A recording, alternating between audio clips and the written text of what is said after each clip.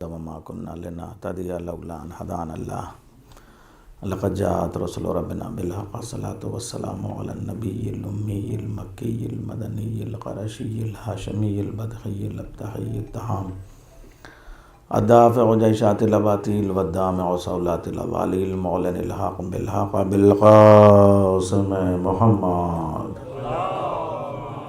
صلی علی محمد وعلی محمد وعلى آل بیتہ الطیبین الطاہرین المعصومین المظلومین المنتخبین المجتنبین ولعنۃ اللہ علی اعدائہم ومنکر فضائلہم ومصائبہم وسخاوتہم وشجاعتہم وعظمتہم وہیبتہم وجلالہم وجمالہم وکمالہم وآلہم اجمعین من لیلنا الی قیام یوم الدین اما بعد فقد قال اللہ تبارک وتعالی فی کتابہ المجید والفرقان الحمید وقولہ الحق بسم اللہ الرحمن الرحیم امن یجیب المضطر اذا دعاہ ویکشف السوء صلوات بھیج دے محمد والے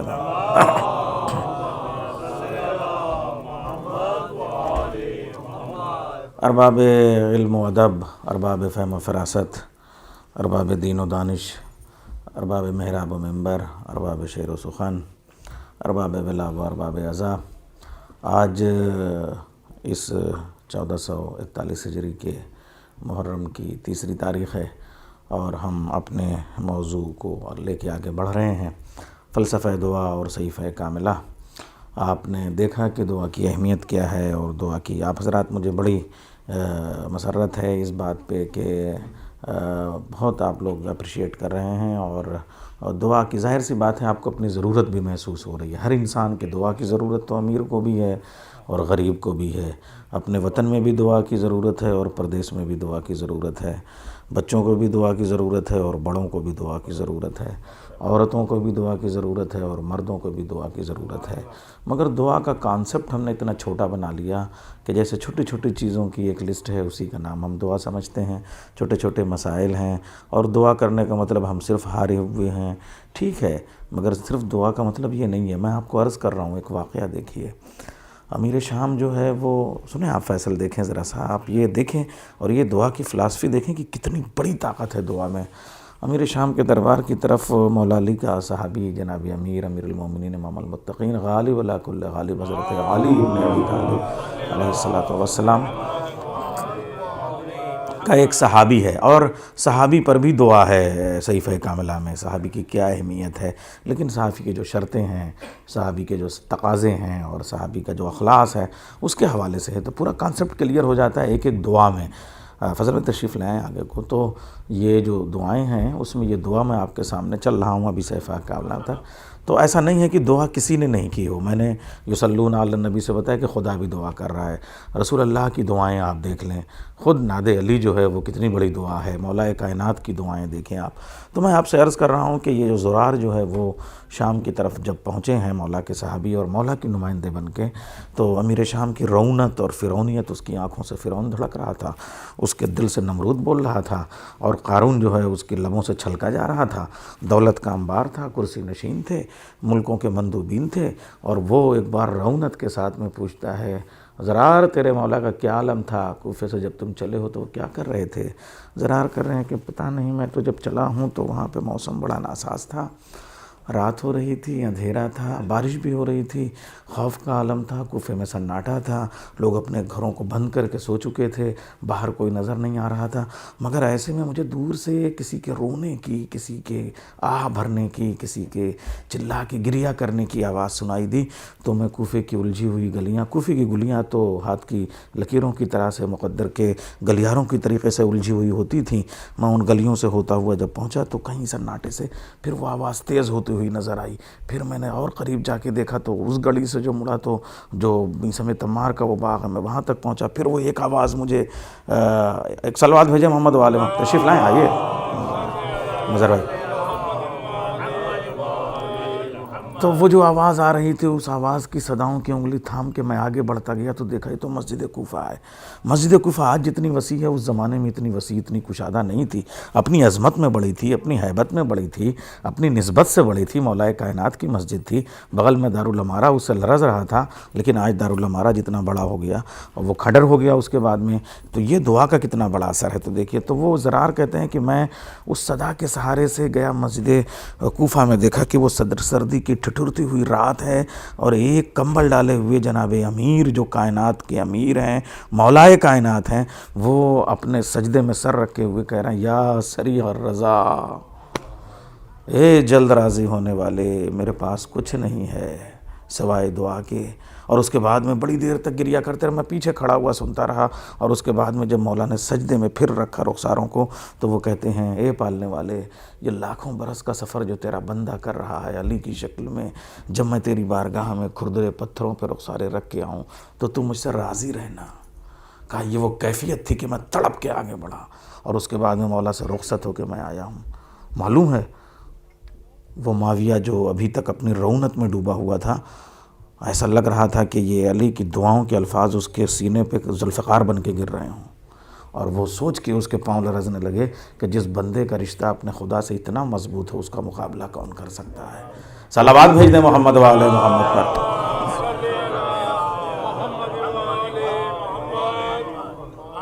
تو دعا کو آپ کوئی مسکین کی آواز خالی مت سمجھے، ٹوٹے ہوئے دل کی صدائیں یہ آسمان تک جب پہنچتی ہیں تو یہ اچھا یہ سب چیزیں مولا کائنات جو کر رہے ہیں، امام حسن جو کر رہے ہیں، امام حسین جو کر رہے ہیں، رسول اللہ جو کر رہے ہیں، یہ ہمارے لیے کر رہے ہیں کہ کس طریقے سے تم دعا مانگو، اور جب دنیا کے سارے سہارے ٹوٹ جائیں، جب سارے چراغ بجھ جائیں، ساری کھڑکیاں بند ہو جائیں، سارے دروازے بند ہو جائیں، امید کا کوئی راستہ نظر نہ آئے، تب تم خدا سے کس طریقے سے لو لگاؤ اور وہ پھر کس طرح سے تمہاری مدد کرتا ہے، یہ دعا کا وہ انداز۔ اچھا اب میں جو بات عرض کر رہا ہوں آپ کے سامنے، مولا کائنات کے خطبے پہ آپ نے مجھ سے اشرا پڑھوایا، آپ نے مجھ سے قرآن کے حوالے سے، انسان کامل کے حوالے سے اشرا پڑھوایا، لیکن جب انسان خطبہ پڑھتا ہے، خطبہ دیتا ہے، اس کے سامنے کتنی پرابلمس ہوتی ہے آپ کو پتہ ہے؟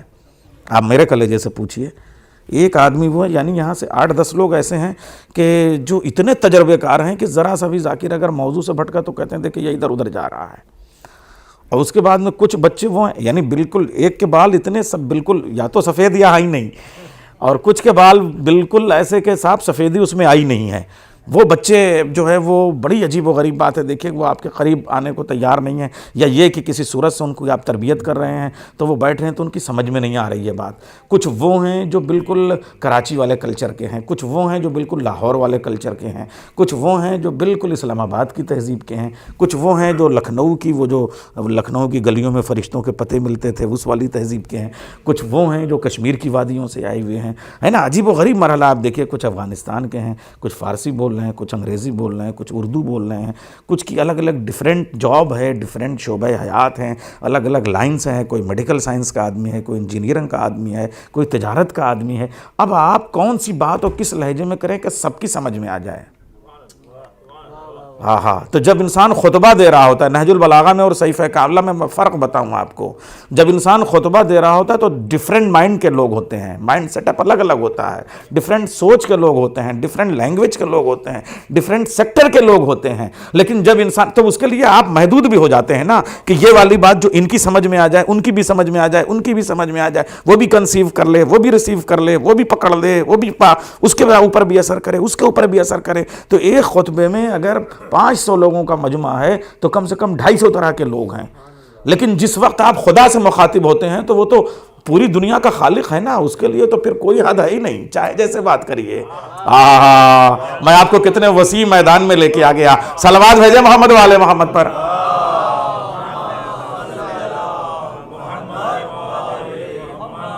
اچھا اب ایک چیز اور ہوتی ہے، جب آپ کسی انسان سے کوئی چیز مانگتے ہیں تو وہی ہے، غالب ہر موقع پہ بھائی شیر کہہ دیتا ہے کیا ملا عرض مدعا کر کے، بات بھی کھوئی التجا کر کے۔ آپ کو اگر کسی سے 500 پاؤنڈز مانگنے ہیں تو اس کے لیے کتنا مشکل ہوتا ہے معلوم ہے؟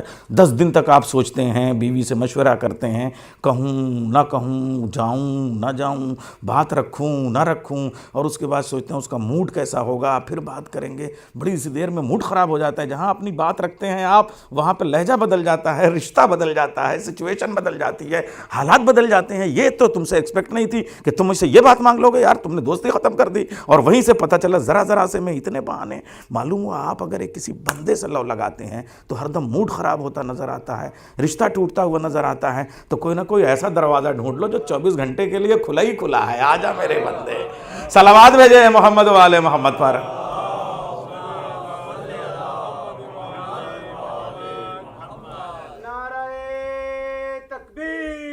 اللہ اکبر، یا رسول اللہ.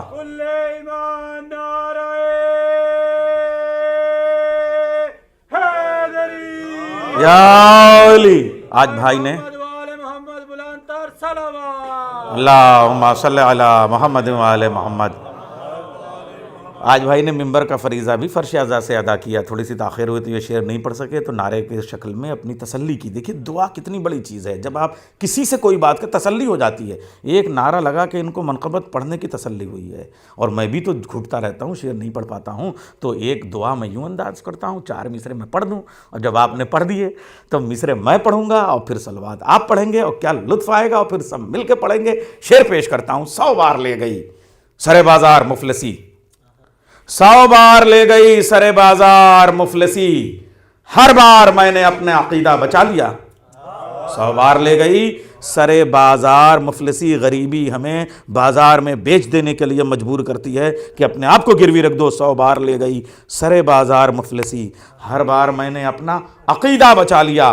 میں نے پڑھی تھی اپنی حفاظت کے واسطے، میں نے پڑھی تھی اپنی حفاظت کے واسطے، ناد علی نے سارا علاقہ بچا لیا.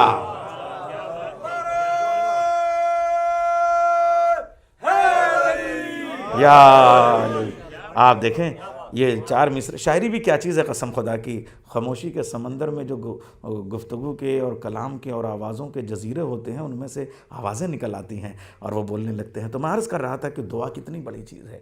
ہاں ٹھیک ہے، مگر ایک بات یاد رکھیے گا، ہر چیز کا ایک مناسب موقع، محل، جگہ، یہ سب بھی ہوتی ہے. آپ دیکھیے وہی پانی ہے، سال بھر برستا ہے، لیکن نیسا کا پانی جب صدف میں جاتا ہے، سیپ میں جاتا ہے، تو اس میں موتی بنتا ہے، باقی پانی نہیں بنتا. اب وہ سیپ خوش نصیب ہے جو اس والے پانی کے قطرے کو کنسیو کر لے، موتی بن جائے گا. تو اب اگر آپ باشعور ہو جائیں، یہ جو مجلسیں ہو رہی ہیں کیوں ہو رہی ہیں دعا کے اوپر، کہ آپ اس ساتھ سے باخبر ہو جائیں، اس جگہ سے باخبر ہو جائیں، اس ماحول سے باخبر ہو جائیں. آپ دیکھیں کہ سال بھر آپ کو جو ہے وہ ہوائیں چلتی ہیں، مگر بہار کے موسم میں جب ہوائیں چلتی ہیں تو پھول کھل جاتے ہیں، ورنہ نہیں کھلتے. تو معلوم یہ ہوا کہ اگر آپ کوئی پودا، گلاب کا پودا بہار کے موسم میں لگائیں تو اس کی کیفیت ہی الگ ہوگی. باقی اگر آپ گرمی کے موسم میں لگا رہے ہیں تو آپ توقع کر رہے ہیں کہ صاحب یہاں پہ گل و گلزار ہو جائے گا. کیسے ہو جائے گا؟ آپ تھوڑا سا اس ماحول کا بھی تو تقاضا رکھتے ہیں. ہر چیز کی کیفیت ہوتی ہے. یہی ذکر ہے، آپ سال بھر کرتے ہیں، ہم کرتے ہیں، مگر عشرے محرم میں جب ہم یہاں بیٹھتے ہیں، وہی بات اپنے گھر میں جب آپ کرتے ہیں، مگر جب عزا خانے میں آ کے کرتے ہیں تو ایسا لگتا ہے کہ آپ کا تعلق ہارٹ لائن پوری امام حسین سے مل رہی ہے. یہی دعا جب آپ جا کے کربلا میں کرتے ہیں تو اس کا معاملہ ہی بالکل الگ ہوتا ہے. وہی دعا جب آپ نجف میں جا کے آستانے پہ رکھتے ہیں مولا کے تو اس کی شان ہی دوسری ہوتی ہے. وہی دعا جب آپ مدینے میں جنت البقیع میں لے جا کے رکھتے ہیں تو اس کی شان دوسری ہوتی ہے. عجیب و غریب بات ہے. ٹھیک ہے، لاکھ بندشیں، لاکھ پابندیاں ہیں، مگر خانہ کعبہ کی دعا بھی الگ ہے. اور خود جس روضے پہ آپ کو پابندی لگائی جا رہی ہے، جنت البقیع میں آپ مراد ہے، ٹھیک ہے ٹوٹی ہوئی قبر ہے، مگر آپ کے ٹوٹے ہوئے دلوں کا سہارا بن جاتی ہے. میں عجیب و غریب کیفیت میں آپ کے سامنے عرض کر رہا ہوں. تو دعا کا لمحہ بھی ہوتا ہے، دعا کی ساعت بھی ہوتی ہے، دعا کا طریقہ بھی ہوتا ہے، دعا کا سلیقہ بھی ہوتا ہے. اب عرض کروں آپ کے سامنے، دعا کا ایک طریقہ یہ ہے کہ اگر آپ کسی سے 500 پاؤنڈز مانگتے ہیں تو جا کے کہیں گے 500 پاؤنڈ دے دو، تو پھر دروازہ بھی نہ کھولے گا وہ، یا جتنی تیز اس نے کھولا تھا اتنی تیز پھر بند بھی کرے گا. آپ پہلے جا کے بات کریں گے کیسا مزاج ہے، موسم کیسا ہے، اور آپ تو بہت اچھے ہیں، اور آپ کے والد صاحب کیسے. یہ طریقہ ہوتا ہے نا. بس جتنی دعائیں ہیں مولا سجاد کی قسم خدا کی، اس میں سب سے پہلے اللہ کی حمد ہے، ثنا ہے، رسول کی تعریف ہے، اہل بیت کی تعریف ہے، تاکہ اللہ جو چاہتا ہے پہلے وہ تو پورا کرو. ایک صلوات بھیجے محمد والے محمد پر.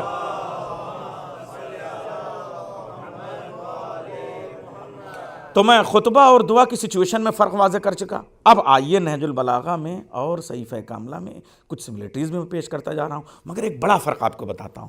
نہج البلاغہ کے جتنے خطبے ہیں وہ سید رضی نے کمپائل کیے ہیں، اور کمپائل کرنے میں بہت انہوں نے، مطلب ایسا نہیں یعنی زندگی پوری کھپا دی انہوں نے ایک ایک خطبے کو ڈھونڈنے میں. اور آج تک، حالانکہ میں عرض کر رہا ہوں کہ نہج البلاغہ کے ایک ایک خطبے، ایک ایک کلمہ قصار اور ایک ایک خط کے اوپر میرا یقین ایسا ہی ہے جیسے میں اپنے باپ کا بیٹا ہونے پہ یقین رکھتا ہوں. مگر پھر بھی ان خطبوں کو ریفرنس دینے میں کتنی مشکلات آئی ہیں آپ کو پتہ ہے. میں نے جس استاد سے، اچھا وہ یہیں ہارورڈ یونیورسٹی سے ڈاکٹریٹ نہج البلاغہ پہ کی ہے، میرے استاد نے، میں نے لکھنؤ میں جن سے پڑھا ہے، مولانا پروفیسر وارث حسن صاحب، سبت حسن صاحب کے بیٹے، میں نے ان سے نہج البلاغہ پڑھی ہے. اور ایئن اور وہ جان کوپر، اور جان کوپر ان کا وہ تھا سپروائزر، وہ بار بار کہتا تھا کہ آپ فلاں جو نیریٹر ہے اس کا ریفرنس لے آئیے کہ یہ علی کا خطبہ ہے، اور فلاں کتاب میں لے آئیے. 22 سال لگا دیے، مگر ایک ایک ریفرنس لا کے دکھا دیا تھا میرے استاد نے. 22 سال تو وارث حسن صاحب کو لگ گئے سید رضی کے ان ریفرنس کو ریفرنس سے ملانے میں. روایات اور حدیث کا سلسلہ معلوم ہے، ایک حدیث ہوتی ہے جو اکیلے کسی راوی سے ہوتی ہے، اور ایک حدیث ہوتی ہے حدیث متواتر، یعنی ایک واقعہ ہوا، آپ نے بھی نیریٹ کیا، آپ نے بھی نیریٹ کیا، آپ نے بھی نیریٹ کیا، آپ نے بھی نیریٹ کیا. تو نہج البلاغہ کے خطبے بھی ہیں، مگر ان ریفرنس کو ایک بڑے ٹائم میں، ایک پیریڈ میں کلیکٹ کرنا پڑا. صحیفہ کاملہ کی ساری دعائیں وہ ہیں جو مولا سجاد مسجد نبوی میں واقعہ کربلا کے بعد جا کے نماز میں مصلی پہ پڑھ رہے ہیں، اور وہ پیچھے ہوتے مجمع جو 3 لوگ تھے وہ دھیرے دھیرے 30 ہوئے، پھر 300 ہوئے، اتنے ہوئے کہ چھٹے امام تک آتے آتے وہ 10 لاکھ ہو گئے. یہ دعاؤں کی کشش ہے. آپ بالکل مایوس نہ ہوں، بالکل اسٹریس میں نہ جائیں کہ آپ کون سے ملک میں، کون سی جگہ پہ ہیں. ایک دعا کا چراغ جلتا ہے تو کتنا مجمع دھیرے دھیرے دھیرے دھیرے وہ ماحول پوری قوم بدل جاتی ہے، پورا معاشرہ بدل جاتا ہے. واقعہ کربلا کے بعد میں دعا نے کتنا بڑا کام کیا ہے. جبکہ تلوار جیسی کربلا میں امام حسین نے چلا دی، کون چلا سکتا ہے؟ مگر اس کے بعد پھر کسی معصوم نے تلوار نہیں چلائی. تلوار کی جگہ دعا آ گئی، ذوالفقار کی جگہ آنسو آ گئے. اب جیسے لوگ ذوالفقار سے ڈرتے تھے، ہمارے اشک عزا سے ڈرنے لگے. صلوات بھیجے محمد والے محمد پر.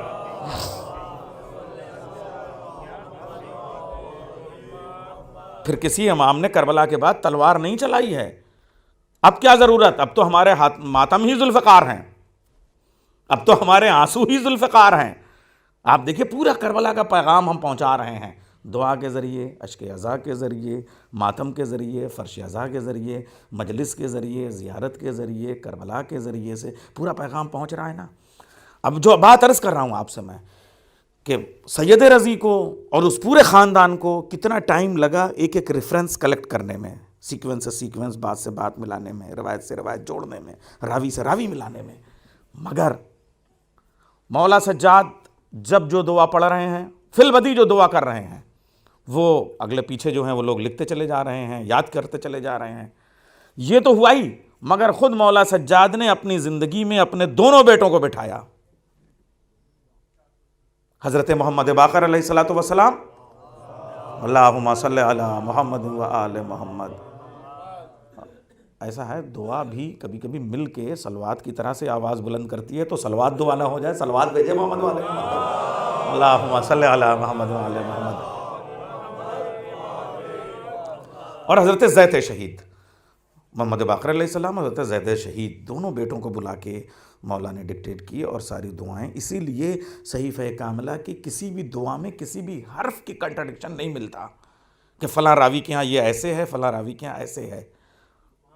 باقی اور آپ کے خطبوں میں بھی اور چیزوں میں آپ کے ریفرنس میں کہیں نہ کہیں یہ ہوتا ہے کہ صاحب وہاں یہ لفظ اس طرح سے آیا ہے. اور ٹھیک ہے کہ کوئی ایسا شبہ بھی نہیں ہے، نیریٹر ہے، آپ کو کوئی لفظ وہاں سے مس ہو سکتا ہے، کوئی لفظ وہاں سے مس ہو سکتا ہے. لیکن صحیفہ کاملہ کی کسی دعا میں نہ کوئی شبہ ہے، نہ کوئی عیب ہے، نہ کوئی ریب ہے، نہ کوئی فرق ہے. اب یہ کیسے ہے؟ مولا کی شہادت کے بعد خود جب زید شہید بھی شہید ہو گئے، اور ظاہر سی بات ہے قتل تو آئے دن وہاں پہ سادات کا ہو ہی رہا ہے، تو زید شہید کے جو بیٹے ہیں یحییٰ ابن زید، وہ جب مدینے سے خراسان کی طرف جانے لگے ہیں تو چھٹے امام کی طرف سے ان کا ایک چاہنے والا اور ایک عاشق جو ہے وہ متوکل ابن ہارون، متوکل ظالم بادشاہ نہیں، ہارون ظالم بادشاہ نہیں، متوکل ابن ہارون نام کا ایک صحابی آتا ہے اور وہ مولا سے ملاقات کرتا ہے، اور وہ حج کی طرف سے آ رہا ہے۔ مولا پوچھتے ہیں کہ بتاؤ تمہارا حج کیسا ہوا، وہاں کس سے ملاقات ہوئی؟ کہا چھٹے امام جعفر صادق علیہ السلام سے ملاقات ہوئی۔ ایک صلوات بھیجے محمد والے محمد پر۔ کہا وہ کیسے ہیں، ان کے اصحاب کیسے ہیں، اور کیا؟ دیکھیے یہ پورا جو دعا کا کمیونیکیشن چل رہا ہے، یہ پوری جو تربیت کا ایک پورا سسٹم چل رہا ہے، دعا کے ذریعے سے ہمیں کیا کیا کام لینا ہے۔ تو یحییٰ ابن زید جو ہیں وہ پوچھتے ہیں وہاں ہاں ملاقات ہوئی، کہا ہمارے بارے میں کچھ بتایا، کوئی پیغام ہے؟ تو کہا جو بتایا ہے میں آپ کو بتانا نہیں چاہتا۔ کہا کیا مطلب؟ تم مجھے یہ سوچتے ہو کہ میں موت سے ڈر جاؤں گا؟ میری رگوں میں بھی علی کا خون دوڑ رہا ہے۔ یحییٰ ابن زید نے کہا جو انہوں نے بتایا وہ بتاؤ، اس لیے کہ میرا دل کہہ رہا ہے کیا بتایا ہوگا۔ کہا انہوں نے بتایا تھا کہ جیسے زید شہید کیے گئے ہیں، بس اسی طریقے سے ان قریب چند دنوں میں یحییٰ ابن زید بھی شہید کر دیے جائیں گے اور سولی پہ چڑھائے جائیں گے۔ جب سولی اور دھار اور جان دینے کی بات آئے نا تو صلوات نعرہ حیدری کی طرح سے بلند کیا کریں، اس لیے کہ ہم لوگ موت سے کھیلنے والے ہیں، جھیلنے والے نہیں ہیں۔ نعرہ حیدری،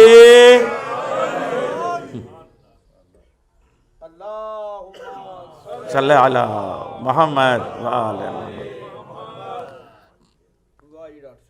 تو کہا مجھ سے یہی کہا ہے کہ اب یحییٰ بھی جو ہے وہ شہید ہو جائیں گے اور ہمارے جتنے بھی اسلاف اور بزرگ ہیں انہی کی صف میں وہاں جائیں گے۔ تو انہوں نے کہا کہ لیکن اب میں جو ادھر جا رہا ہوں تو میرے پاس تو ایک اتنی بڑی دولت ہے کہ وہ کسی بھی صورت سے وہ میرے ابن ہم یعنی میرے مولا میرے امام جعفر صادق علیہ السلام تک پہنچنی چاہیے۔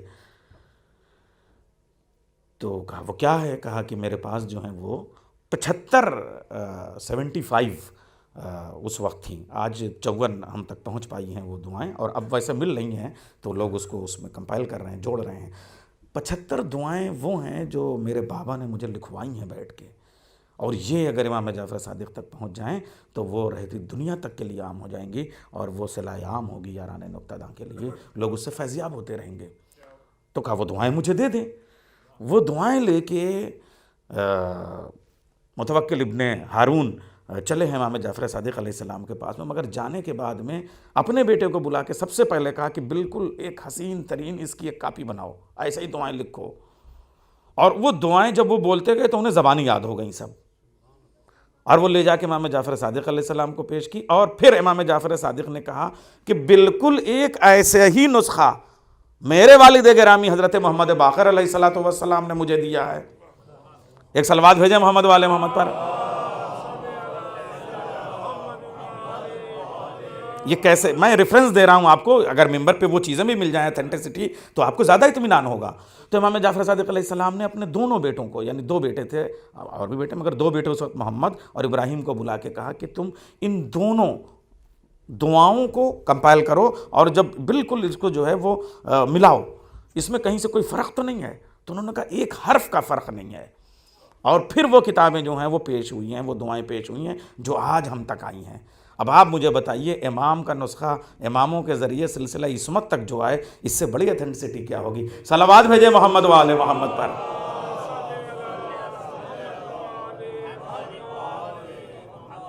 بس وقت بڑی تیزی سے بڑھا، اب میں جلدی ظاہر سی بات ہے وہ جو 54 دعائیں ہیں ان میں سے کچھ پہ بات کروں گا، اور کچھ پہ بھی کیا، دیکھیے اب تو یہ علماء ہوتے تو بھائی وہ ہر دعا پہ بات کرتے، میرے جیسا آدمی تو بھائی میں کندہ ناتراش، میں ایک معمولی سا طالب علم، اور میری کیا حیثیت پمبا دہاں ہیچ مداں اور کند، میری کیا حیثیت، مگر میں ایک دعا سے 2 3 جملے بھی اگر آپ کے سامنے رکھوں گا تو عشرے بھر کی گفتگو جو ہے وہ اتنی ہوگی کہ کم سے کم ہم آشنا تو ہوتے چلے جائیں گے۔ اب دیکھیے جو انہوں نے بتائی فلاسفی، بالکل اب جو شان آپ کو نہج البلاغہ کی ملے گی، ہاں ٹھیک ہے نہج البلاغہ کی فلاسفی تو بیونڈ ٹائم، وہ تو بالکل الگ ہے، ہم اس کی بات ہی نہیں کرتے، لیکن امام کا کلام امام سے ٹکرانا نہیں ہے، مگر علی کا کلام علی سے ملے گا۔ سملٹریز دیکھیے گا، جو پہلے علی کے کلام کی شان ہے وہی چوتھے علی کے کلام کی شان ہے، اور وہی ہر علی کے کلام کی شان ہوگی۔ اگر علی کا کلام ہے تو فرق نہیں آئے گا۔ تو خطبوں میں بھی مولا کائنات نے جتنے خطبے دیے ہیں اس میں پہلے جو بات جو فلاسفی بیان کرنی ہے اسلام کی، اس کے حوالے سے خدا کی ثنا کی ہے، خدا کے وہ اوصاف بیان کیے ہیں جو اسی طرح کی بیان اس خطبے میں آنے ہیں۔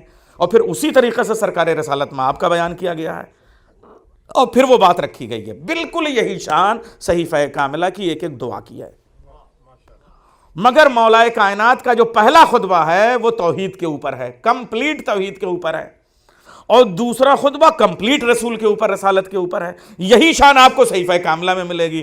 پہلی دعا کمپلیٹ توحید کے اوپر اور دوسری دعا کمپلیٹ رسالت کے اوپر. صلوات بھیجے محمد والے محمد پر.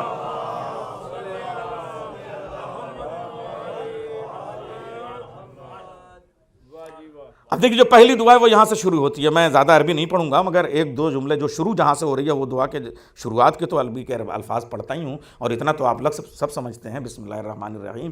الحمد للہ اولا بلا اولا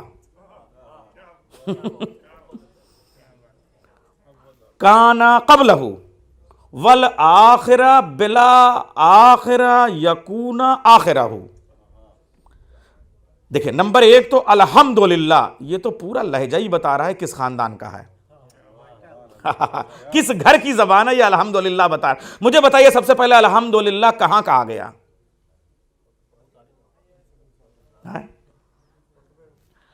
سب سے پہلے کچھ آپ بھی بولیے گا, اکیلا میں ہی مجلس پڑھوں گا؟ بتائیے. حضرت ابو طالب علیہ السلام. ظاہر سی بات ہے قرآن کریم میں الحمدللہ آیا, لیکن اس سے پہلے خطبہ عقد رسالت مآب صلی اللہ علیہ وآلہ وسلم, بزرگ خاندان رسالت ابو طالب کی عظمت پر صلوات بھیجیں. اللہم صلی علی محمد وآل محمد. جب وہ عقد پڑھ رہے ہیں تب وہ کہہ رہے ہیں الحمدللہ الذی. قابل تعریف ہے وہ خدا جس نے ہمیں ذریت ابراہیم میں قرار دیا. الحمدللہ رب العالمین, یہ ٹکڑا بھی وہیں پہ موجود ہے. سیم یہی شان قرآن کریم کی ہے. قرآن کریم جب نازل ہونے لگا تو جبریل امین نے پوچھا پالنے والے لہجہ کیا ہوگا؟ کہا مکے کے بنیا بقالوں کے لہجوں سے تم گھبرا رہے ہو, بزرگ خاندان رسالت ابو طالب کے لہجے میں آیتیں لے جاؤ, لفظ سے لفظ ملا دو. 7 مرتبہ قرآن کریم میں ہے الحمدللہ رب العالمین. ہائے ہائے, جو ابو طالب نے 1 مرتبہ کہا وہ قرآن نے 7 مرتبہ کہا. یہاں تک تو ہمارے ساتھ آ جاؤ.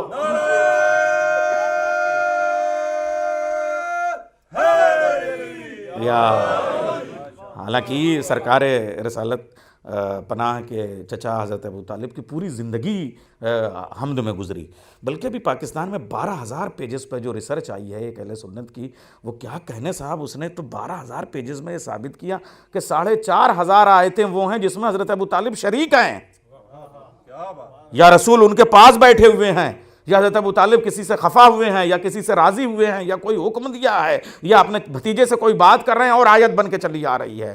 آہا, اس کا مطلب قرآن بھی ابو طالب کے واقعاتی مرقع کا نام ہے.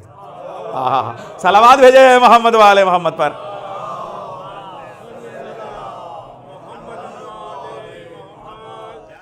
سات مرتبہ حضرت ابو طالب کے الفاظ قرآن کریم کے سورج شروع ہوتے ہیں وہاں سے, یا آیتیں بیچ میں بھی آتی ہیں الحمدللہ رب العالمین. 17 مرتبہ آیا ہے الحمدللہ قرآن کریم میں. اچھا ظاہر سی بات ہے جب یہ اسی خاندان کا لہجہ ہے تو پھر مولا کائنات کے خطبے بھی الحمدللہ سے شروع ہوں گے, تو پھر مولا سجاد کی بھی جو دعائیں ہیں وہ الحمدللہ سے شروع ہوں گی.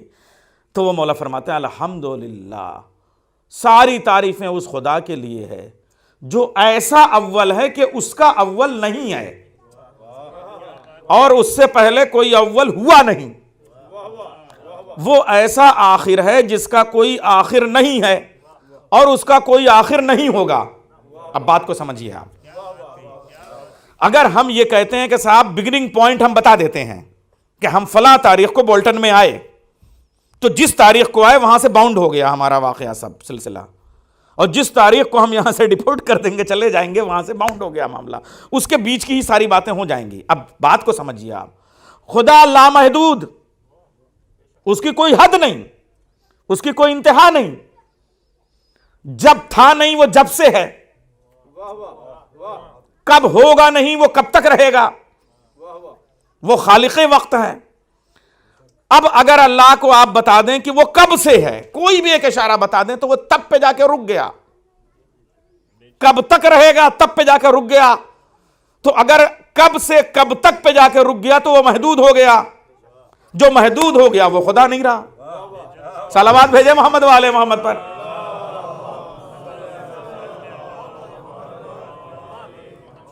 تو جو توحید پہ پہلی دعا ہے وہ اس خدا کے فلسفہ توحید اور وحدانیت پہ کتنا حسین ترین جملہ دیا، اور وہ باؤنڈ کیا، 2 قید بھی لگائے ہیں کہ اس سے پہلے کچھ ہوا ہی نہیں تھا اور اس کے بعد کچھ ہوگا ہی نہیں۔ یہ 2 قید بھی لگے ہوئے ہیں، یعنی وہی فلسفی نہج البلاغہ والی ہے۔ نہج البلاغہ بھی میں بھی پہلے خطبے میں یہی بات کہی گئی ہے، مگر اس کا انداز دوسرا ہے، اس لیے کہ وہ پہلے علی کا کلام ہے، یہ چوتھے علی کا کلام ہے۔ اور اگر اختلاف ہو تو دونوں علی نہیں ہیں، اور اگر دونوں ایک دوسرے کی تائید کریں تو اس کا مطلب علیوں کا سلسلہ اعلیٰ ہوتا جا رہا ہے۔ اب وہ فرماتے ہیں من سناہو فقد جزاہو من جزاہو فقد اداہو من اداہو فقد عددہو من عددہو فقد اشارہو من اشارہو فقد جالہو۔ جس نے خدا کی ذات اور صفات کو الگ الگ کرنا چاہا اس نے دوئی کی، جس نے دوئی کی اس نے محدود کیا، جس نے محدود کیا اس نے عدد بنایا، جس نے عدد بنایا اس نے اشارہ کیا، جس نے اشارہ کیا کہ وہ جاہل ہوا، اور جو جاہل ہوا وہ کافر ہوا۔ جتنے مسلمان ہیں صلوات بھیج دے اللہم صلی علی محمد وآل محمد پر۔ اب آپ دیکھیں توحید کی جو شان جو ہے وہ بیان کر رہا ہے پہلا علی، وہی چوتھا علی بیان کر رہا ہے۔ پھر اس کے بعد میں مولا سجاد کے جملے سنیے توحید کے لیے۔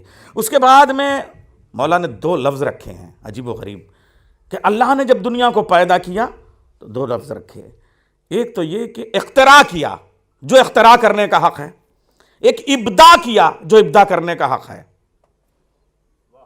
اب دیکھیں یہ 2 لفظیں بالکل نہج البلاغہ میں بھی میں پڑھ چکا ہوں آپ کے ہاں، مگر وہ بات جو آپ دونوں کے اب کمپیریٹیو اسٹڈی کیجئے دونوں کی، وہاں پہ آیا کہ اللہ نے خلق کیا جو خلق کرنے کا حق تھا، انشاء کیا جو انشاء کرنے کا حق ہے۔ اب آپ دیکھیں خلق اور انشاء، یہاں پہ آیا اختراع اور ابداع۔ انشاء اور خلق کسے کہتے ہیں؟ ہر وہ چیز جو ٹائم اینڈ اسپیس، حالات اور ماحول، سبب اور مسبب، ماں باپ کے محتاج ہوں تخلیق کے لیے، را میٹیریل سے محتاج ہوں، اسے کہتے ہیں خلق۔ اور یہ سب جس کے محتاج ہوں اسے کہتے ہیں انشاء، ارادے سے جو بن جائیں، جیسے کن سے جو چیز بن جائے وہ خلق نہیں انشاء۔ کن کے میں بھی جو دنیا کے لیے بنی ہے وہ انشاء، اور جو اس کے ارادے کا نام ہے، اس کا مطلب یہ مان لیجئے کہ پوری دنیا خلق ہے، 14 انشاء ہے۔ صلوات بھیجے محمد والے محمد پر۔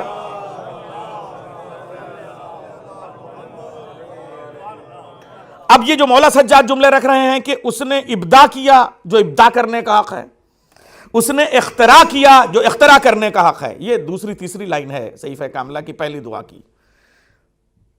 اس اللہ نے پہلے تو اولیت کی بات ہو گئی، آخریت کی بات ہو گئی کہ وہ اول ہے، ایسا اول جس کا اول نہیں، وہ آخر ہے، ایسا آخر جس کا آخر نہیں، وہ ظاہر ہے، ایسا ظاہر جس کا ظاہر نہیں، وہ باطن ہے، ایسا باطن جس کا باطن نہیں، وہ دور ہے، ایسا دور جس کا دور نہیں، وہ نزدیک ہے، ایسا نزدیک جس کا نزدیک نہیں۔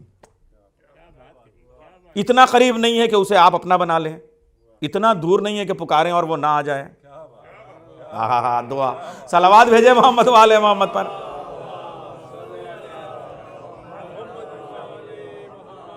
اب مولا فرماتے ہیں کہ وہ ابداع کرتا ہے جو ابداع کرنے کا حق ہے، اس نے ابداع کیا، اس نے اختراع کیا جو اختراع کرنے کا حق۔ اختراع کرنا کسے کہتے ہیں؟ اختراع کہتے ہیں پیدا کرنا، لیکن کیسا پیدا کرنا؟ ایک نقشے کو دیکھ کے یا 20 نقشوں کو دیکھ کے 21واں بنا دینا۔ ہم لوگ کہتے ہیں ارے کیا اختراعی شاعری ہے، بالکل، مگر میر غالب مومن کے ہاں سب پڑھیں گے تو وہی سب پہلے سے موجود ہے۔ معلوم ہوا 5-6 چیزوں کو دیکھ کے 7ویں بنا دیجئے، آپ نئی ہو جاتی ہے اور آپ کریٹر ہو جاتے ہیں۔ مگر یہ ہے اختراع، اور ابداع کا مطلب بغیر کسی چیز کو دیکھے ہوئے بنا دینا۔ ایک بچہ جب ڈرائنگ کرتا ہے تو 25 مرتبہ کاٹتا ہے، مٹاتا ہے، یہ خراب ہو گیا، یہ خراب ہو گیا، وہ ہو گیا۔ بچہ تو چھوڑیے، آپ کی بھی، میں آپ کی عزت بچا رہا تھا۔ صلوات بھیجے محمد والے محمد پر۔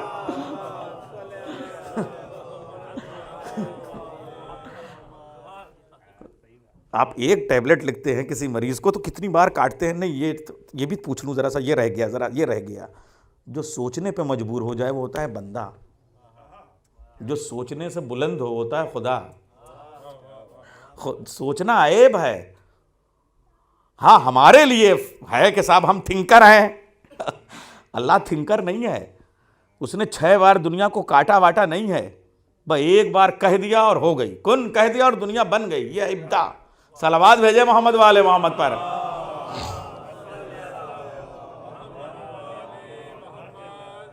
یہ توحید کی شان ہے. میرے خیال سے وقت بڑی تیزی سے بڑھ جائے گا، میں ساری دعاؤں پہ بات نہیں کر پاؤں گا، اس لیے تھوڑا تھوڑا میں صرف، تاکہ آپ ایک دعا کا لہجہ. اور یہ سب دعائیں کس کی ہیں معلوم ہے؟ یہ دعا ہے روزی کی، یہ دعا ہے اولاد نہ ہونے پہ، ابھی وہ بھی بتاؤں گا تاکہ آپ کے مسائل کا بھی حل ہوگا سب. مگر آپ سوچئے تو ذرا کہ دعا ہے روزی کی، بیان ہو رہا ہے عقیدہ. کیا شان ہے قسم خدا کی. نعرہ حیدری.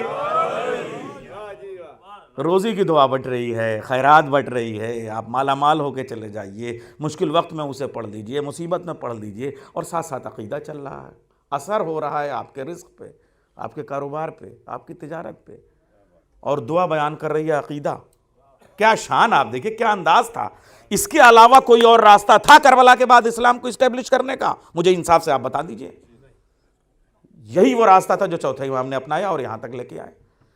اب بالکل اسی طریقے سے شان دیکھیے آپ. دوسری دعا ہے رسالت پہ. آج میں 5-10 منٹ ذرا سے اس پہ بھی بات کر لوں. فلسفہ رسالت پہ دعا ہو رہی ہے، مگر پہلا جملہ کہاں سے؟ الحمدللہ الذی. ساری تعریفیں اس خدا کے لیے جس نے محمد کو ہم میں پیدا کیا.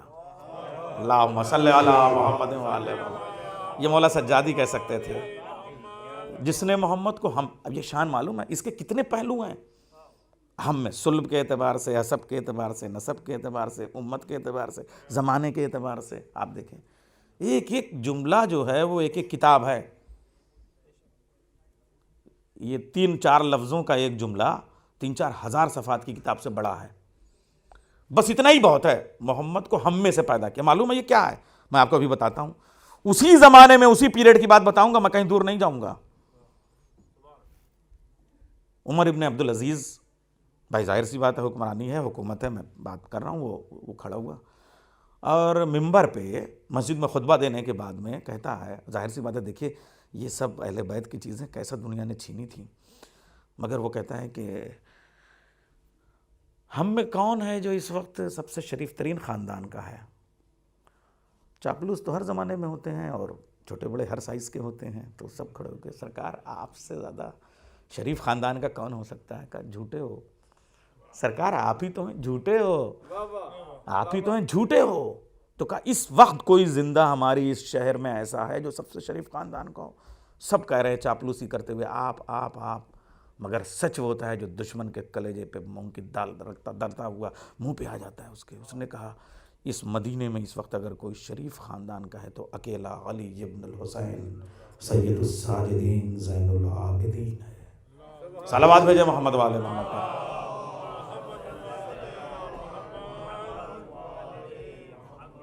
یہ جو ابھی اس جملے پہ میں نے، یہ چونکہ عمر بن عبدالعزیز کا جملہ تھا، اب اگر میں اگلا جملہ کہوں گا جو ریزن وہ بتاتا ہے تو یہ صلوات جو ہے وہ نعرہ حیدری میں بدل جائے گی. تو لوگ کہتے ہیں، اجازت ہے میں کہوں؟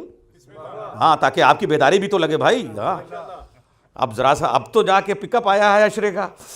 تو پوچھتا ہے مصطفیٰ، ہاں موجود ہیں، فیصل، ہاں. تو میں لوگ پوچھتے ہیں کہ کیوں وہ شریف ہیں؟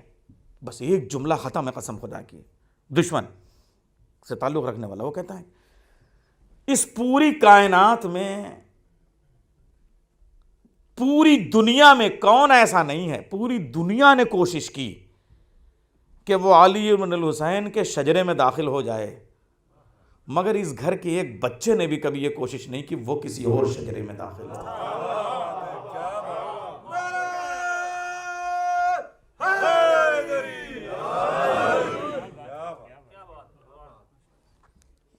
پھر اس کے بعد آپ دیکھیں اسی جملے کو آپ غور کرتے چلے جائیں، خالی کہ ہزاروں تعریفیں اس الحمدللہ الذی، اس خدا کے لیے جس نے محمد کو ہم میں پیدا کیا. اب یہاں ہم میں کہنے کا جو انداز یہ ہے، دیکھیے آپ، یہ نہیں کہا کہ ہم کو محمد کے خاندان میں پیدا کیا، محمد کو ہم میں، اس کا کینوس دیکھیں کتنا بڑا ہے۔ دو طرح کے عقیدے آج گڑبڑ کر رہے ہیں، ایک وہ جو کہہ رہا ہے 40 سال کے بعد میں رسول ہوئے، اس سے پہلے رسول تھے ہی نہیں۔ ایک وہ جو کہہ رہا ہے کہ صاحب محمد گئے، اب میں وہ تو لفظ بھی نہیں استعمال کر سکتا نا، خلق کفر نباشت خیر، کہ اب محمد کی کوئی ضرورت نہیں۔ اب دیکھیے مولا فرماتے ہیں ہم میں پیدا کیا۔ اب قرآن کریم کی 2 آیتیں جس میں وجعل ناکم کیا امت وسط میں ہم نے محمد کو پیدا کیا، اس میں صاف کہا گیا ہے ہم نے تم کو امت وسط میں اس لیے پیدا کیا گیا تاکہ تم ہر امت کے لیے گواہ بن سکو۔ جب رسول ہے نہیں تو گواہ کیسے بنے گا؟ صلوات بھیجے محمد والے محمد پر۔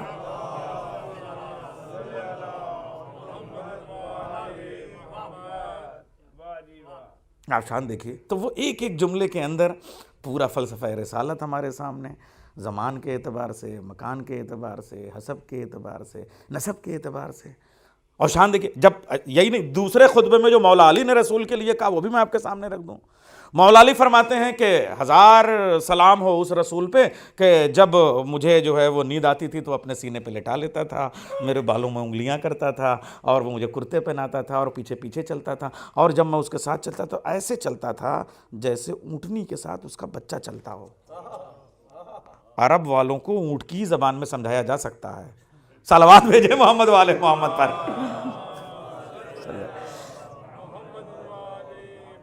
اونٹنی کی صفت آپ کو معلوم ہے، اونٹنی کے بچے کی صفت؟ دیکھیے کچھ جانور وہ ہوتے ہیں جو الگ الگ کو بھاگتے ہیں، کوئی ادھر کو جائے گا، کوئی ادھر جائے گا، کوئی ادھر جائے گا، ہے نا۔ کچھ وہ ہوتے ہیں جو ریوڑ کی طرح سے یوں بھاگتے ہیں، مگر اونٹنی کا بچہ اپنی ماں کے قدم پہ قدم جماتا ہوا چلتا ہے۔ جو نقش رسالت پہ اپنے نقش پا رکھ دے اسے ابو تراب کہتے ہیں۔ یا علی۔ اب یہ مولا کائنات نے فرمایا کہ وہ اپنے سینے پہ مجھے کنگھی کرتے تھے، میری آنکھوں میں جو ہے وہ ہاتھ پھیرتے تھے اور کپڑا پہناتے تھے اور لے کے غار حرا میں مجھے لے کے جاتے تھے۔ اور یہ چوتھا علی کہہ رہا ہے کہ ساری تعریفیں اس خدا کے لیے جس نے محمد کو ہم میں پیدا کیا۔ اب آپ دیکھیں اس کا مطلب ایک کلام کے بعد جب دوسرا کلام آنا چاہیے تو اس کی کیا شان ہونی چاہیے، آپ ملاتے چلے جائیے، وہ پہلا والا جملہ اور یہ بعد والا جملہ، وہ پہلے علی کا جملہ، یہ چوتھے علی کا جملہ، شان دیکھیے آپ۔ اور ہم میں سے پیدا کیا، کیا مطلب؟ یہاں پہ آپ سمجھ لیں کہ ہم میں کا مطلب خالی ہم میں کا دنیا میں ہر پیدا ہونے والا یا کسی باپ کا بیٹا ہوگا، یا کسی دادا کا پوتا ہوگا، یا کسی چچا کا بھتیجا ہوگا، یا کسی ماموں کا بھانجا ہوگا، یا کسی خاندان کا چشم و چراغ ہوگا، یا کسی زبان کا ہوگا، یا کسی قوم کا ہوگا، یا کسی قبیلے کا ہوگا، یا کسی حسب کا ہوگا، یا کسی نسب کا ہوگا، یا کسی ننیحال کا ہوگا، یا کسی ددیحال کا ہوگا۔ اس کے بعد میں اللہ کہہ رہا ہے کہ یہ سب اپنی جگہ، محمد تم ہاشمی ہو بے شک ٹھیک ہے، مگر ہو تو رہنے دو، تم قرشی ہو ٹھیک ہے، تم مطلبی ہو ٹھیک ہے، تم سیدی ہو ٹھیک ہے، تم مکی ہو اپنی جگہ، تم مدنی ہو اپنی جگہ، تم عربی ہو اپنی جگہ، یہ سارے، ارے یہی نہیں، تم ابو طالب کے بھتیجے ہو بے شک، تم عبداللہ کے بیٹے ہو بے شک، تم آمنہ کے لال ہو بے شک اپنی جگہ، تم حسنین کے نانا ہو بے شک، تم علی کے بھائی ہو بے شک، تم فاطمہ کے باپ ہو بے شک، یہ سارے شرف اپنی جگہ، مگر میں کیا کروں، عشق کی دنیا ہی الگ ہوتی ہے مظہر بھائی، عشق کی دنیا الگ ہوتی ہے۔ وما محمد الا رسول، تم کچھ نہیں ہو، تم صرف میرے رسول ہو۔ صلوات بھیجے محمد والے محمد پر۔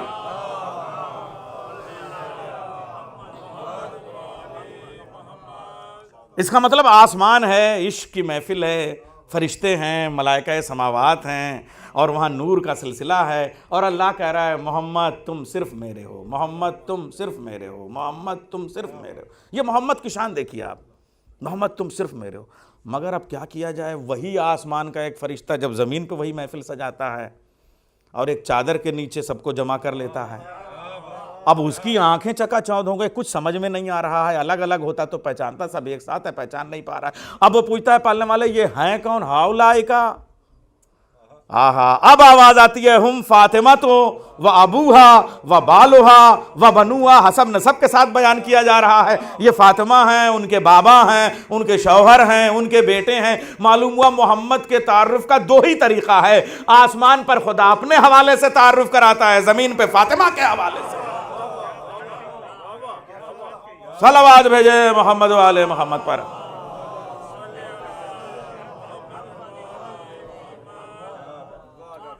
یہ ہے رسول کی شان. آپ دیکھیے اب جب وہ کہہ رہے ہم فاطمتوں کا یہ جواز ہے، محمد ہم میں سے ہیں، اس لیے کیا ہے یہ 5 اور 9 الطاہرین، یہ پورا جو تطہیر کا سلسلہ ہے اس کے حوالے سے یہ جملہ ہے. شان دیکھیں آپ. اور اب محمد کے احترام کی بات جہاں تک ہے، چونکہ اب ہمارے وہ بھائی بھی آ رہے ہیں کہ جنہوں نے تازہ بھی ادھر کی فضا دیکھی ہے، میں اس لیے بہت وضاحت کے ساتھ عرض کر دوں کہ محمد کا احترام ہمارے ہاں جتنا ہم کرتے ہیں اور کون کرے گا. میں آپ کو بتاتا ہوں، حضرت موسیٰ کا زمانہ ہے. حضرت موسیٰ کو اللہ جو ہے وہ بات تو کرتا ہی تھا، کلام کرتا تھا. اللہ کوئی معمولی بات ہے موسیٰ سے کلام کرنا، یہ کلیم اللہ ہیں وہ. تو ایک دن اللہ نے درخت میں آواز پیدا کی اور موسیٰ سے کہا کہ تم فلاں بستی میں چلے جاؤ اپنے زمانے میں ہی، اور وہاں پہ ایک شخص کا انتقال ہو گیا ہے، اس کے دفن کفن کا انتظام کرو، اپنے ہاتھ سے تم اسے دفن کر کے آؤ. وہ اس بستی میں جاتا ہے، کسی کا انتقال ہوا، کسی مسلمان کا انتقال ہوا، سب کہتے ہیں نہیں کوئی ایسا میٹر ہی نہیں ہے، کوئی بات ہی نہیں ہے. کہا نہیں کسی کا انتقال ہوا، مجھے خدا نے کہا ہے. کہا وہ ایک مرتد تھا، بڑا گنہگار تھا، بالکل کافر تھا، اس کو ہم لوگ پھینکا ہیں گڈھے وڈے میں کہیں، تم کہاں اس کو دفن. کہا اللہ نے کہا ہے کہ جاؤ تم اپنے ہاتھوں سے غسل کفن کرو. اب وہ جناب موسیٰ پھر وہیں آئے. پالنے والے یہ کیا ماجرا ہے، اس ماجرے کو تو سمجھا دے. بستی کہہ رہی ہے وہ مرتد ہے، تو کہہ رہا ہے کہ وہ دیندار ہے. کہا اس بستی نے اس کا کفر دیکھا ہے، اس کا دین نہیں دیکھا. کہا اس کی صفت کیا ہے، کون سی ادا تجھے اتنی پسند آئی؟ کہا ایک ادا پسند آئی کہ جب وہ تیری توریت پڑھتا تھا اس میں جہاں جہاں محمد اور احمد کا نام آتا تھا وہ اپنی آنکھوں سے لگا کے چوم لیتا تھا. بس اس وجہ سے جا تو اسے دفن کر کے اپنے ہاتھوں سے اور شریعت محمدی کے اعتبار سے. صلوات بھیجے محمد والا. موسیٰ کی شریعت موسیٰ کا دور ہے، مگر محمد کا سلسلہ کہاں تھا؟ تو محمد کو کسی ایک زمانے میں نہ محدود کیجئے گا. محمد کو کسی، میرے نبی کریم کو یہ شان آپ دیکھیے. تو یہ 2 دعائیں. اب وقت ختم ہوتا جا رہا ہے. اب مجھے آج جو کہا گیا ہے 3 تاریخ کو، ظاہر سی بات ہے ہمارے مظفر بھائی بہترین نوحوں کا انتخاب کرتے ہیں، وہ اس میں حضرت مسلم اور ان کے بچوں کا ذکر کرنا ہے. میں یہ کہہ رہا ہوں کہ ہمارے پاس یہ جو کچھ لٹریچر ہیں ابھی بہت کام ہونے کی ضرورت ہے. خطبوں کے حوالے سے بھی ابھی کام اس طریقے سے نہیں ہوا ہے. ہم نے اس کو ممبر کا موضوع بنایا ہی نہیں. زیارات جو لکھی گئیں ان کو ممبر کا موضوع ہم نے بنایا ہی نہیں. دعائیں جو ہیں ان کو ممبر کا موضوع بنایا ہی نہیں ہم نے. خطبے ابھی جناب امیر کے خطبے نہج البلاغہ کے چند خطبوں پہ تھوڑی بہت ہم نے بات کی ہے. حضرت مسلم ابن عقیل کے خطبوں کو اٹھا کے دیکھیا. میں صرف 3 جملے اس وقت، اب وقت میرے پاس بالکل نہیں رہا، 3 جملے آپ کے سامنے پیش کر کے میں فضائل میں چاہ رہا ہوں حضرت مسلم کا ذکر کر لوں تاکہ ان کے بچوں کا ذکر مصائب میں کروں. 3 جملے جو حضرت مسلم نے عقیل نے خطبہ دیا ہے، اور تینوں میں صرف 3 جملے اس لیے کہہ رہا ہوں کہ چونکہ طبیعت میں تھوڑا سا شاعری ہے تو وہ قافیے کے انداز سے وہ 3 جملے ہیں. حضرت مسلم ابن عقیل نے کوفے میں جو امام حسین کے لیے ان کی شان میں ان کی عظمت میں خطبہ دیا، اس کے 3 جملے ہیں. میرا حسین، ہزاروں سلام ہو اس حسین پر جو کلیم القرآن ہے، جو ناجی الرحمن ہے، جو حلیف الایمان ہے. صلوات بھیجیں محمد والے محمد پر.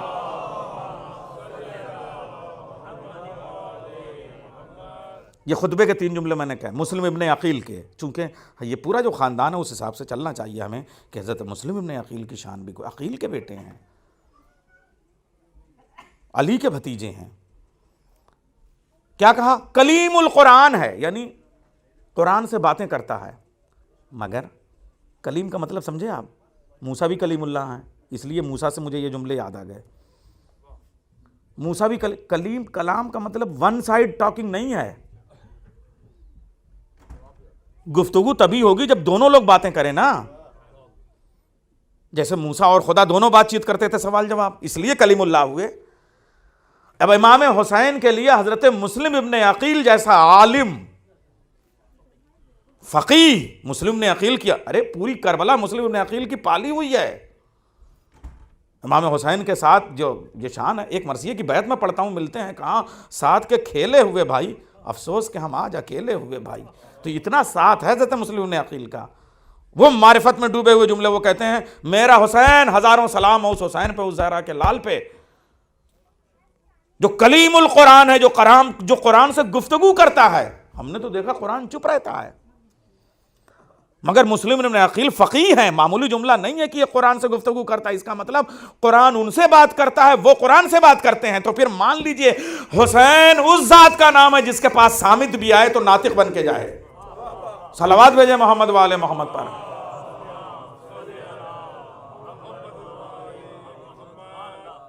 ہزاروں سلام ہو اس حسین پہ جو کلیم القرآن ہے. اگلا جملہ کہتے ہیں، ہزاروں سلام ہو اس حسین پہ جو ناجی الرحمن ہے. ناجی کا مطلب سرگوشی کرنا، کانوں میں بات کرنا، آہستہ آہستہ چپ کے باتیں کرنا. معلوم ہے پوری، اس لیے کہا جاتا ہے کہ بھری مجلس میں سرگوشی نہ کرو. اور میں آپ سے کہوں گا کہ چونکہ یہاں پہ انگریزی والے بچے بھی آتے ہیں، فارسی والے بھی آتے ہیں، اردو والے بھی آتے ہیں، سرائکی والے بھی آتے ہیں، اور پٹھانی والے بھی آتے ہیں، اور بانگلہ والے بھی آتے ہیں، اور کشمیری والے بھی آتے ہیں، اور گجراتی والے بھی آتے ہیں، ساری زبانوں والے آتے ہیں، پختو والے بھی آتے ہیں. تو جب 5 لوگ بیٹھے ہوں تو کوئی اس والی زبان میں نہ بات کرے کہ جس میں اگلا والا بیچارہ نہ سمجھ پائے، اس کو لگے کہ کچھ میرے لیے یہ آداب مجلس اسلام نے بتائے ہیں کہ آپ وہ بات کریں اگر 5 لوگ بیٹھے ہوں، 50 لوگ بیٹھے ہوں، جو سب کو سمجھ میں آئے، کسی کو آڈ نہ فیل ہو کہ یہ اس کی سمجھ میں نہیں آ رہا ہے. تو سرگوشی کے لیے بھی کہا گیا ہے کہ جب آپ لوگ پاس بیٹھے ہو تو کسی کان میں کچھ نہ کہیں. وہ بیچارہ اگلا بلا فائدے میں ٹینشن میں آ جاتا ہے کہ کیا بات ہوئی. آپ دیکھیے کل جو باتیں ہو رہی تھیں. تو میں عرض کر رہا ہوں کہ سرگوشی جو ہے وہ بہت مشکل چیز ہے.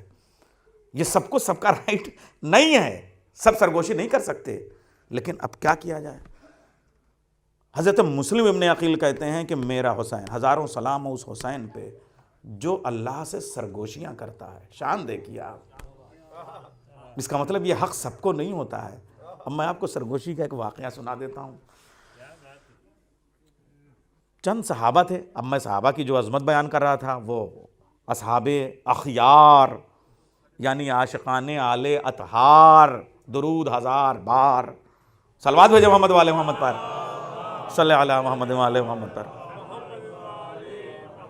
اب یہ چند اصحاب آتے ہیں اور کہتے ہیں یا رسول اللہ ہم آپ سے کچھ کہنے آئے ہیں. تو کہا ابھی میں علی سے باتیں کر رہا ہوں. وہ آہستہ آہستہ باتیں کیے جانا. اور وہ صاحب 4-6 آ گئے، 10 آ گئے، 20 آ گئے، 50 آ گئے، اور رسول اللہ اور علی بات کر ہی رہے ہیں. صاحب اب کیا کیا جائے، دونوں بھائیوں کی شادی عجیب ہے. اور وہ ان کے ماتھے پہ ذرا سا بل آنے لگے. ذرا جلدی آ جایا کرتے. تو اس میں 2-1 تو کچھ بہت ہی غصے والے تھے. تو یا رسول اللہ ہم لوگ اتنی دیر سے کھڑے ہوئے ہیں اور آپ سرگوشیاں وہاں کر رہے ہیں. آپ جملہ سنیں گے. رسول اللہ فرماتے ہیں یہ میں علی سے سرگوشیاں نہیں کر رہا تھا، میری زبان کے ذریعے سے اللہ علی سے سرگوشیاں کر رہا تھا. صلوات بھیجے محمد والے محمد پر.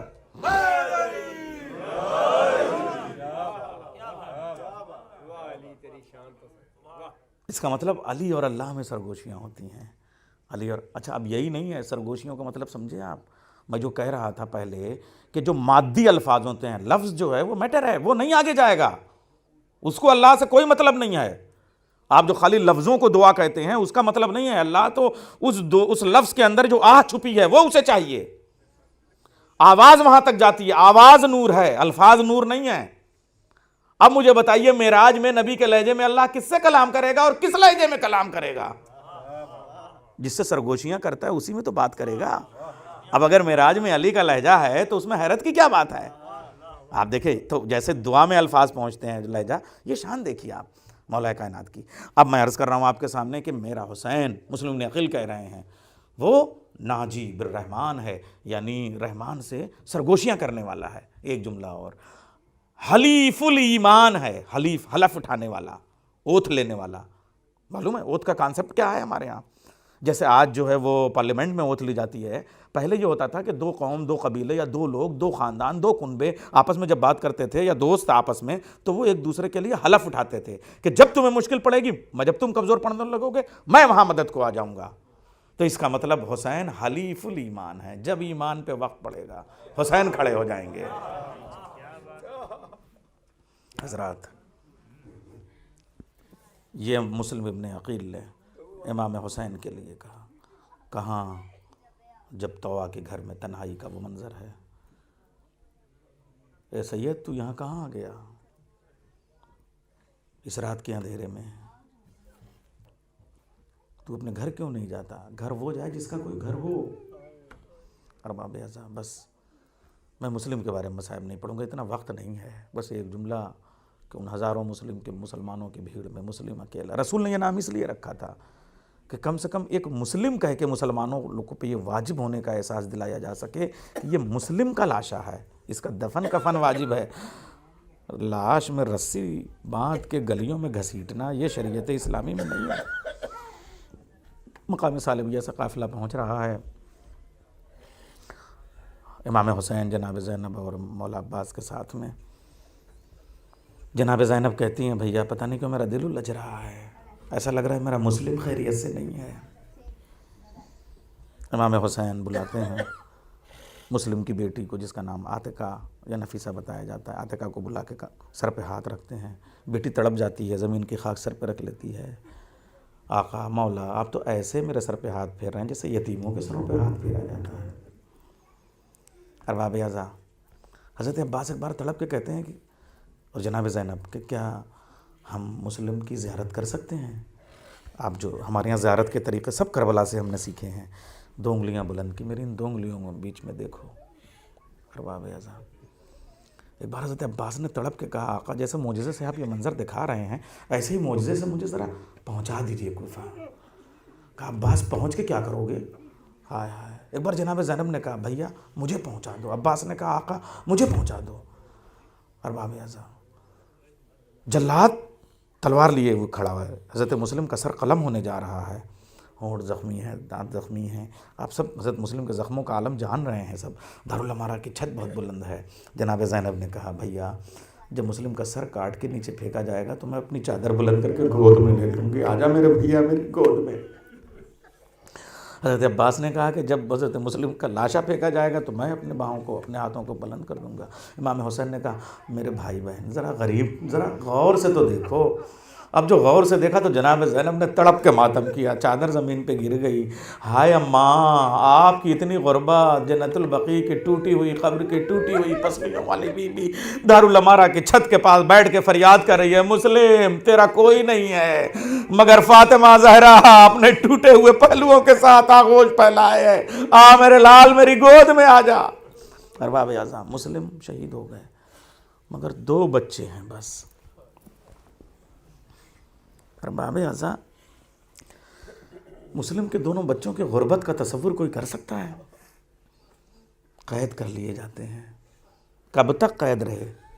مسلم شہید ہو گئے، بچے قید میں ہیں۔ حسین کربلا پہنچ گئے، بچے قید میں ہیں۔ سال بھر سے زیادہ 1.5 سال کا عرصہ قید میں ہیں حضرت مسلم کے یہ بچے، یہ طفلان مسلم۔ اور غربت آج بھی اگر آپ مسیب پہ زیارت کرنے کو جائیں تو وہ غربت دیواروں پہ برستی ہے کہ وہاں کربلا میں پورا گلزار جنت سجا ہوا ہے، قسم سے لاکھوں کروڑوں کا مجمع، اور یہاں طفلان مسلم کی غربت دیکھیے۔ اب نہر فرات کے اس پار 2 چھوٹے چھوٹے روضے یتیموں کے ہیں۔ اس لیے کربلا کے اس ذکر میں مسلم کے بچوں کو شامل کرنا یہ آپ کی سعادت مندی ہے کہ آپ ان بچوں کا ذکر کریں۔ ارباب اعضا دونوں چھوٹے چھوٹے بچے قید خانے میں ہیں، کب تک؟ امام حسین شہید ہو گئے، بچے قید میں ہیں۔ قافلہ پھر کوفے آ گیا اسیر ہو کے، بچے قید میں ہیں، کوئی خبر نہیں ہے۔ ارباب اعظم کوفے سے شام کی طرف چلا گیا قافلہ، بچے قید میں ہیں۔ حضرت سکینہ زندان شام کا دیوار کا پیوند ہو گئی زمین کا، مگر بچے ہیں قید میں ہیں۔ جب بہت زمانہ ہو گیا تو ایک بار بڑے بھائی نے چھوٹے بھائی سے کہا بھیا ہم لوگ کب تک اس قید میں رہیں گے؟ ہمیں اپنے داروغہ زندان سے کچھ کہنا چاہیے، ہم کون لوگ ہیں، ہمیں کچھ رہا ہونے کی ترکیب کرنی چاہیے۔ ہمارے 2 بھائی اور کس حال میں ہیں ہمیں پتہ کرنا چاہیے، ہماری ایک چھوٹی سی بہن ہے، ہماری ماں رقیہ ہے، ہم کو پتہ کرنا چاہیے۔ ارباب اعضا دونوں نے ہمت کی آپ ذرا غربت میں، پردیس میں، قید خانے میں، زندان میں، اے پالنے والے عابد بیمار کی دعاؤں کا ذکر جاری ہے، جتنے بیمار ہیں شفا پائیں اور جتنے اسیر ہیں وہ رہائی پائیں۔ ارباب اعضاء دونوں بچے آپس میں گفتگو کرتے ہیں، بڑا بھائی ڈھارس بتاتا ہے، کہتا ہے کل شام کو جب داروغہ آئے گا زندان کا تو ہم اس سے اپنی بات کہیں گے۔ ارباب اعضاء داروغہ زندان آ گیا، مگر اب دونوں بچوں کی ہمت نہیں ہوتی، بڑا بھائی چھوٹے کو دیکھتا ہے، چھوٹا بھائی بڑے بھائی کو۔ ایک بار اس داروغہ نے کہہ دیا، بچوں تم کون ہو، کچھ کہنا چاہتے ہو ہم کو بتاؤ۔ ایک بار بڑے بھائی نے ہمت کی اور کہا، تم مدینہ لفظ تم نے سنا ہے، تم اس شہر سے واقف ہو؟ کہاں؟ تو ایک بار کہا کہ تم وہاں کبھی گئے ہو؟ کہاں؟ تم محمد کے چاہنے والے ہو یا محمد کے دشمنوں میں ہو؟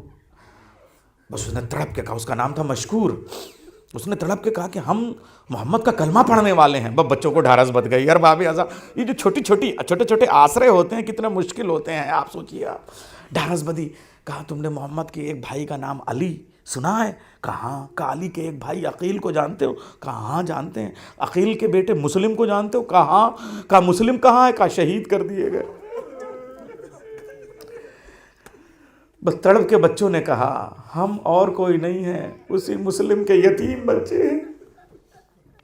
بس تڑپ کے اس نے مشکور نے کہا کہ ابھی تک میں نہیں جانتا تھا، میں تمہیں گرفتار کیے ہوئے تھا، اس زندان کا میں داروغہ تھا، لیکن اب اگر اب جاننے کے بعد میں تمہیں گرفتار رکھوں تو یہ میرا ایمان اور میرا مذہب اجازت نہیں دیتا۔ بچوں آؤ میں تمہیں آزاد کر دیتا ہوں، تم رات کے اندھیرے میں کہیں چلے جاؤ۔ ارباب اعضاء چھوٹے چھوٹے بچوں نے کہا، ہم کہاں جائیں، ہم تو مدینے سے بہت دور ہیں۔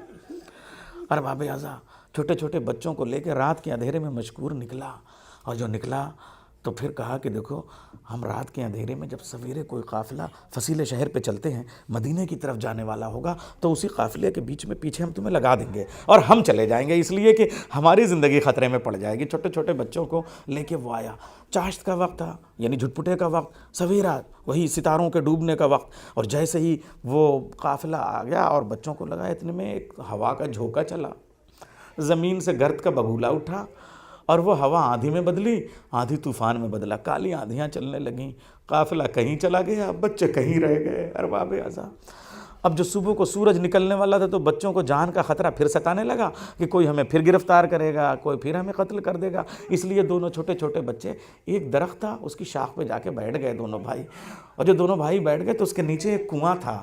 اب ایک کنیز خدا، ایک اہل بیت کی چاہنے والی بی بی وہاں سے گزری، مگر اس کا شوہر کتنا ظالم تھا، اس نے دیکھا دو چاند کے عکس پانی میں نظر آ رہے ہیں، کنویں میں نظر آ رہے ہیں، اوپر دیکھا دو چاند سے بچے نظر آ رہے ہیں، بچوں تم کون ہو؟ بچوں کی ہچکیاں بد گئیں، نہیں بتا پا رہے ہیں کہ ہم کون ہیں۔ کہا آ جاؤ میں اہل بیت کی چاہنے والی ہوں۔ ان بچوں نے بتایا کہ ایک کا نام محمد ہے، ایک کا نام ابراہیم ہے، ہم مسلم کے بیٹے ہیں، ہمارا بابا یہاں مارا گیا، بس آ کے اس مومنہ نے، اس زوجہ نے، اس مومنہ نے، اللہ کی کنیز نے ان بچوں کو اپنے گھر میں کہا کہ بچوں میں اپنے ہاتھوں سے تمہیں روٹی کھلا دوں، میں اپنے ہاتھوں سے کھانا بنا دوں گا، ہم جانتے ہیں کہ کتنی دیر کے لیے تم یہ روٹی کھلا سکتی ہو، رہنے دو ہم یہیں پہ رہ جائیں گے۔ ارباب اعضاء بھائی اتنے میں پھر رات آ گئی، اور رات آ گئی تو ایک حجرے میں دونوں بچوں کو لے جا کے ایک چراغ کے ساتھ میں وہاں پہ رکھ دیا کہ تم وہاں رہو۔ اس مومنہ کا ظالم شوہر رات کے اندھیرے میں دیر سے آیا، کہاں رہ گئے تھے؟ کہا مسلم کے بچے قید خانے سے غائب ہو گئے ہیں، حاکم نے، عبید اللہ ابن زیاد نے سروں پہ انعام رکھا ہے، دوڑتے دوڑتے میرے گھوڑے کی لگام ٹوٹ گئی، میرا گھوڑا ہلاک ہو گیا، مگر وہ بچے نہیں ملے، جب تک ان بچوں کے سر میں حاکم تک نہیں پہنچا دوں گا مجھے چین نہیں ملے گا۔ اس مومنہ نے کہا تجھے قیامت کا خوف نہیں آتا، تجھے رسول کا لحاظ نہیں ہے؟ اس نے کہا نہ مجھے رسول پہ عقیدہ ہے نہ قیامت پہ عقیدہ ہے، مجھے تو دنیا چاہیے، مجھے تو پیسہ چاہیے، مجھے تو انعام چاہیے، کہیں کا انعام کہیں سے لے لے، اس گھر کو بیچ دے، کہا نہیں مجھے ان بچوں کا سر چاہیے، مجھے وہاں سے منصب چاہیے۔ ارباب اعضاء اب جو صبح کا وقت ہونے والا تھا تو بڑے بھائی نے چھوٹے بھائی کو جگایا، اے بھیا ابھی میں نے خواب میں دیکھا ہے کہ پنجتن موجود ہے، میرا بابا ان سے کہہ رہا ہے میرے بچے کب تک ठोकर खाते रहेंगे। हमारे रसूल ने कहा ये बच्चे मेरे पास आने वाले हैं, ए मेरे भैया घबराना नहीं, हम सब रसूल की बारगाह में चलेंगे, दादी के पास चलेंगे। अरबाब अज़ा वो हारिस मलून वहां गया, बच्चों की सरगोशियों की आवाजों को सुना, खींच के लाया और बालों को खींच के बाहर ले आया। वो जुल्म किया जो शिमरे मलून ने बीबी सकीना के रुखसारों पे किया था, बच्चे तड़प के जमीन पे गिर गए। उसने दोनों बच्चों को उठाया, हाथ पर से गर्दन बांधे, एक सतून में दोनों भाइयों को बांधे रहा। जब देर हो गई दोनों को लेके कत्ल करने के लिए चला। बेटे को बुलाया, गुलाम को बुलाया, एक बार बेटे से कहा इसे कत्ल कर दो। बच्चों ने क्या कहा, तुम्हारा कोई भाई नहीं है, उसने तलवार फेंक दी। गुलाम हबशी था, जैसे ही वो तलवार लेके उठा, कहा तुम बिलाल को जानते हो, उसने तलवार फेंक दी। जालिम मलून ने खुद कत्ल करने के लिए आगे बढ़ा, बीवी ने हाथ उठाया, बीवी का हाथ कलम हो गया। अरबाब अज़ाब एक बार एक भाई को कत्ल करने के लिए बढ़ा, बड़े ने कहा कि अरे मेरी मौजूदगी में मेरे छोटे भाई को कत्ल न कर। दुनिया का दस्तूर है कि गोश्तबंद भी ज़बा किया जाता है तो दूसरे गोश्तबंद को नजरों से हटा दिया जाता है। जैसे ही छोटे भाई पे तलवार चलाने लगा, बड़े भाई ने कहा पहले मुझे कत्ल कर, इसलिए कि अम्मा ने कहा था छोटे का ख्याल रखना। जब बड़े भाई को कत्ल करने लगा, छोटे ने कहा था पहले मुझे कत्ल कर दे, मैं भाई के बगैर कहां जाऊंगा। अरबाब अज़ा जब दोनों का सर कलम होने लगा, एक बार उस ज़ौजा से, उस मोमिना से बच्चों ने कहा एक काम करना, हम अपनी अम्मा को कैसे बताएंगे कि दुनिया में ना रहे, ये हमारे खून से लुथड़े हुए कुर्तों को रख लेना, अगर कोई मदीना जाए तो भेज देना। कहां भेजेंगे, कहा महल्ले बनी हाशिम में भेज देना। कहा कैसे पता चलेगा, कहा महल्ले बनी हाशिम छोटा सा महल्ला है, हमारे खून की खुशबू पाके हमारी मां खुद ही दरवाजे से बाहर आ जाएंगी। जमाना गुजरा, अरबाब अज़ा ये मोमिना कुर्ते लेके पहुंची, जैसे ही बनु हाशिम के महल्ले की गलियों में खुशबू फैली, रुकैया को बैठा के ज़ैनब उम्मे कुलसूम तसल्ली दे रही थी, ए भाभी इतना ना रो। एक बार तड़प के कहा अरे मेरे बच्चे आ गए, मगर उस मोमिना ने खून भरे कुर्ते रख दिए, कुर्तों को जनाजे की तरह रखा गया, मातम शुरू हो गया। वाह मोहम्मदा, वाह इब्राहिमा, वाह हुसैना। पालने वाले हमारी नासुओं को बीबी ज़हरा के रुमाल में जगह दे दे। पालने वाले बाबुल हवाइज का वास्ता, जो हाथ तेरी बारगाह में बुलंद हैं उनकी मुरादें पूरी हो जाएं, जवानों की जवानियाँ सलामत रहें, माओं की गोदें और चादरें आबाद रहें, हमारे घर आबाद रहें। ए पालने वाले जो